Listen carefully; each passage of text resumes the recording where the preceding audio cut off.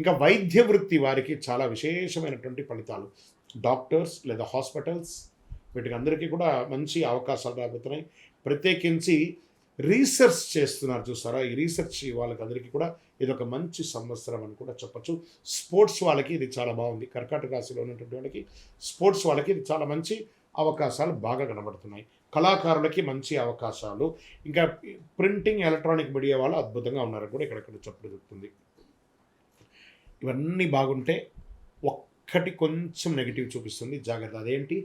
ఆరోగ్యం.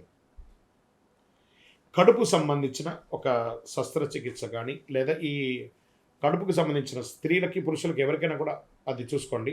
కొంతమంది ఆడవాళ్ళకి యూట్రస్ సంబంధించి పీసీఓడి ప్రాబ్లమ్స్ రావడం, ఇంకొకటి రావడం, ఇలాంటివి చేసుకోవడం. ఆహారం నియంత్రణ ఉండాలి ఖచ్చితంగా. మీకు ఒకటే శత్రువు రెండు రకాలుగా ఇబ్బంది పెడుతుంది. ఎవరంటే అది మీ నోరు. మీ నోరు అదుపులో ఉంటే సమాజంలోనో ఇంటిలోనో అందరూ బాగుంటారు. మీ నోరు అదుపులో ఉంటే, ఆహారాన్ని అదుపులో పెట్టుకుంటే మీ శరీరం బాగుంటుంది. ఈ రెండింటికి కారణం ఒకటే నోరు కాబట్టి దాన్ని జాగ్రత్తగా చూసుకోండి. చాలా జాగ్రత్తగా చూసుకోవాల్సిన విషయం.